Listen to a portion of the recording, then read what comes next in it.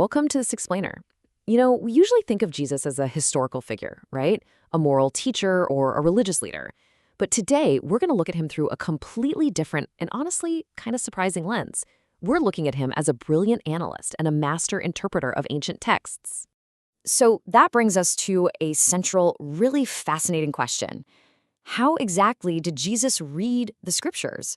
I mean, if you look closely at the historical records, his methodology wasn't just basic reading. No way.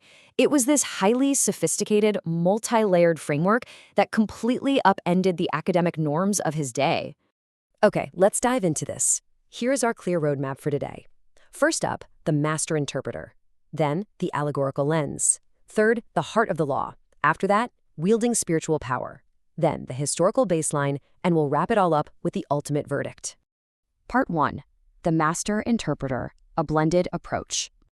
Moving right along to Part 2, the allegorical lens, pointing to the center. So, when analyzing the text of his time, Jesus didn't just use one rigid style. He masterfully blended them. But the absolute defining pillar of his style is what theologians call Christocentric Typology. Now, I know that sounds like heavy academic jargon, but honestly, as you can see here, it's just the absolute conviction that the entire Hebrew Bible ultimately pointed to him. He read the Old Testament as this massive collection of signs, symbols, and historical shadows that were all literally destined to be fulfilled in his own life, death, and resurrection. The specific approach laid the essential groundwork for what the early church would later call the allegorical sense of the quadriga.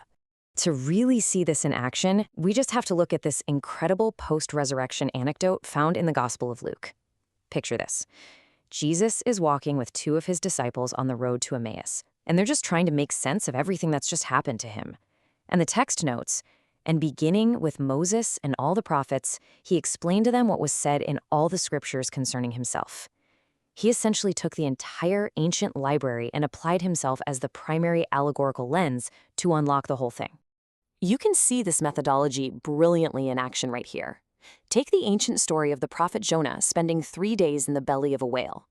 Jesus took that historical shadow and applied it directly to himself, stating that he would be in the heart of the earth for 3 days. He did the exact same thing with the bronze serpent that Moses lifted up in the wilderness to heal the Israelites. He viewed these ancient narratives as literal, typological blueprints for his own mission. It's like a giant puzzle all coming together. Okay, on to Part 3, the heart of the law, existential and moral. Now, this moral pillar is precisely where Jesus ran into some really intense clashes with the local religious leaders of his day. We can draw a high contrast between their two vastly different approaches to the exact same text. The scribes and Pharisees, well, they relied on an interpretation that was rigid, hyper-literal, and honestly, often brutally legalistic. Jesus, on the other hand, prioritized the existential intent behind the words. For him, the ultimate goal of the scriptures was to address human suffering. He argued relentlessly that commands were meant to serve humanity, absolutely not to oppress them. There's actually a perfect mini-narrative that showcases this in action. Jesus and his disciples were getting heavily criticized by religious leaders for healing a man and plucking grain on the Sabbath, which was a strict day of rest under literal law. But Jesus didn't sit there and argue the legal footnotes. Instead, he completely reinterpreted the Sabbath law existentially, declaring the Sabbath was made for man, not man for the Sabbath. He literally looked right past the rigid letter of the law to find its beating, compassionate heart. So the really crucial point here is how he routinely elevated laws from the external to the internal. We see this all throughout his famous Sermon on the Mount. He takes the literal law as written in the text, like do not murder, and pushes it up to this super demanding internal existential standard. He teaches that if you harbor bitter anger against your brother in your heart, well, you've already committed murder, existentially. He totally bypassed mere outward compliance and targeted the inner moral landscape of the human soul. That brings us to Section 4, Wielding Spiritual Power, Authoritative Declaration. When Jesus read and quoted the scriptures, he wasn't doing it just to win some polite academic debate. He used the text as a living, breathing tool to shift reality itself. A really fascinating case study of this is his temptation in the wilderness. When confronted directly by Satan, just notice his strategy here. He doesn't enter into a long-winded theological debate. Actually, scratch that. It's more like a refusal to engage on those terms at all. Instead, he defeats his opponent through the active, authoritative declaration of the word, stating, "It is written, man shall not live on bread alone, but on every word that comes from the mouth of God." He treated the scriptures as an active weapon. All right, moving to section 5, the historical baseline, literal reality.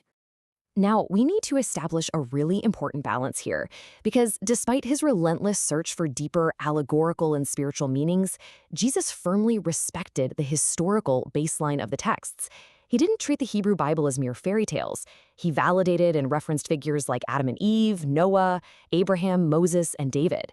He treated them as real people who experienced real historical events, and he consistently used these historical precedents to justify his own actions and teachings. For instance, when he was challenged with highly complex social debates of his time, like the intricate legal questions surrounding divorce, he didn't just offer his own newly minted philosophy. He grounded his argument firmly in the literal, historical baseline of the text. He pointed straight back to the creation account in Genesis, asking, "Haven't you read that at the beginning the Creator made them male and female?"